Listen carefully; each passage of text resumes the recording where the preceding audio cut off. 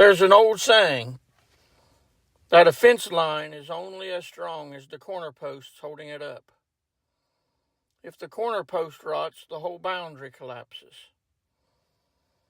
Well, in my life, when the storms rolled in and everything else fell apart, my dad was that unwavering corner post.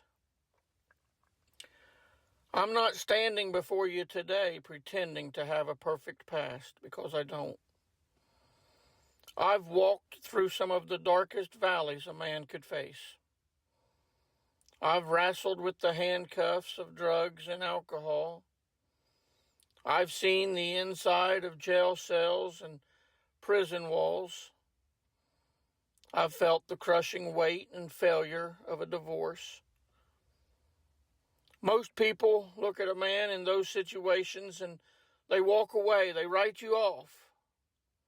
They decide that you're a lost cause. But not my dad. When the world turned its back on me, my dad leaned in. He supported me through things that would have broken an average man. He didn't condone my messes, but he never, ever stopped loving the boy that he raised. He was the hands and feet of grace before I ever understood what grace really meant. He didn't just teach me how to survive the wreckage of my mistakes. He taught me how to live an honest, honorable life. Out here in the country on the back roads, he taught me how to read the land. He took me out into the woods for squirrels and showed me how to track white-tailed deer.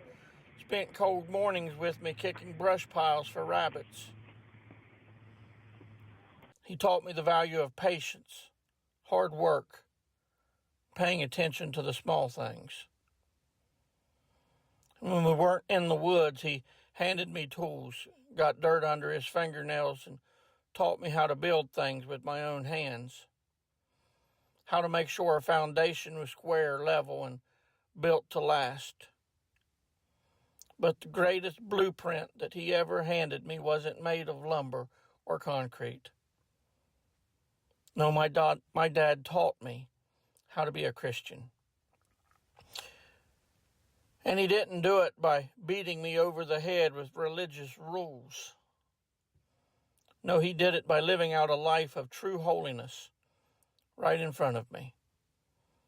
He showed me that being a Christian means you don't quit on people. It means you love fiercely, you work hard, you repent honestly, and you trust God through the wilderness. He built a spiritual foundation in me that all the storms of life couldn't tear down. I miss him every single day. There isn't a crisp autumn morning out on the creek banks, or a Sunday morning in the pulpit where I don't wish that I could pick up the phone and talk to him. The world feels a little bit emptier without his boots on the porch.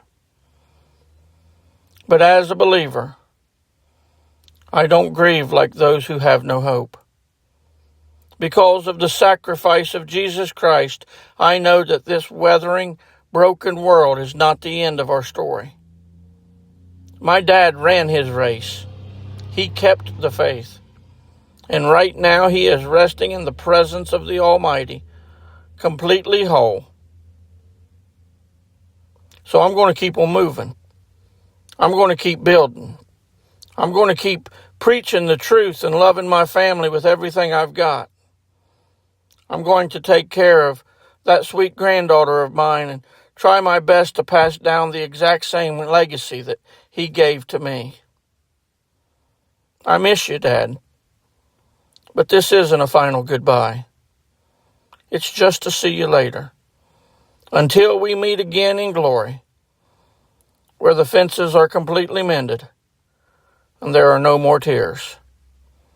I'll keep walking the narrow road. God bless you all. Thanks for listening.